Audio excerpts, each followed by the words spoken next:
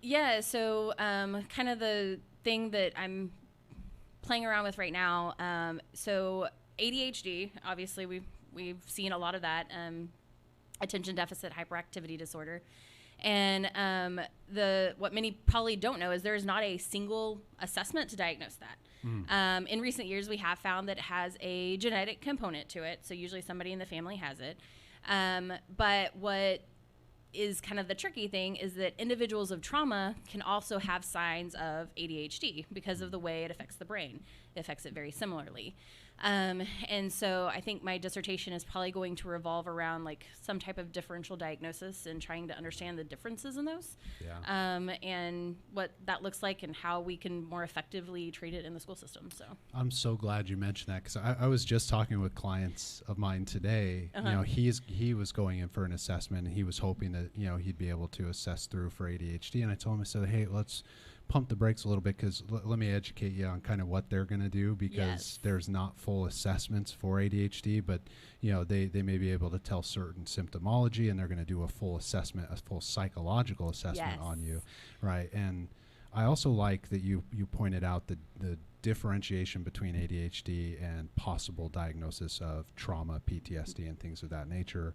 And for those listening, I know we've talked about this on the show before with Gabe, is, you know, there's an overdiagnosis culture. Yes. Yeah, and I think media plays a factor, social media. But what are your thoughts on?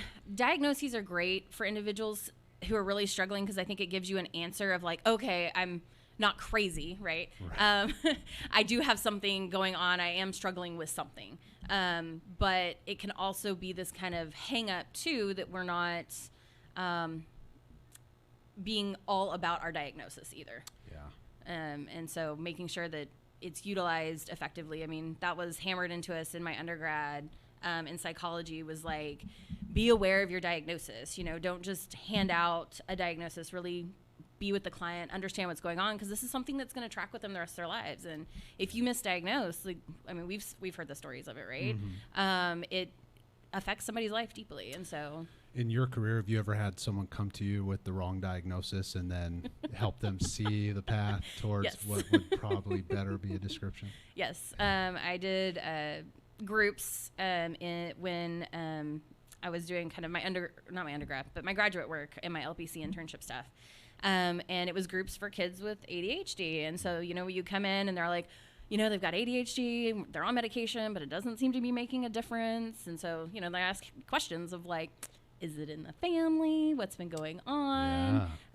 Doing an ACE assessment, for those of you who don't know, that stands for Adverse Childhood Experiences Study, done by Kaiser Permanente back in '97. And it's a measure of trauma, essentially.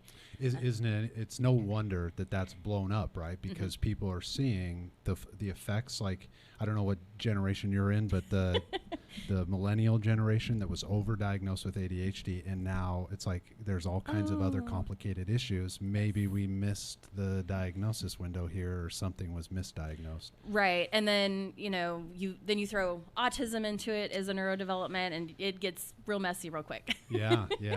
You know, we could probably have a whole follow-up conversation, but what are your thoughts on the surgence of autism diagnosis in today's culture? I think it's been something we've always had. And it's one of those, as we become more knowledgeable in it, as we have more effective assessments for it, because it is one of those that has assessments, you're better able to understand it. The kind of joke in the mental health world is we all have a little autism.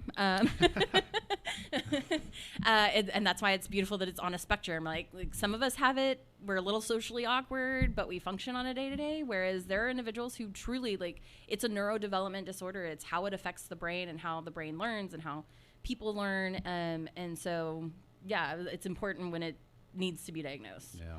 It's also good that we can joke about it too. Yes, it is. Have you ever heard of the Amen clinics?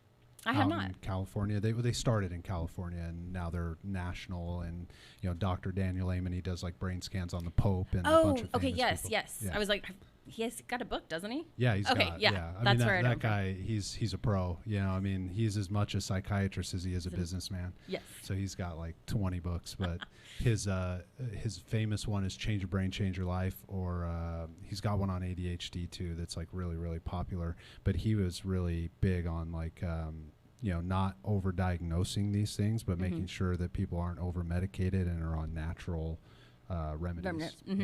Yeah, because I mean, I'm sure most people have read about how our diets and our food affect behavior in kiddos, and so especially those with ADHD, and sometimes you can kind of manage some of those behaviors by just kind of changing the diet. So yeah.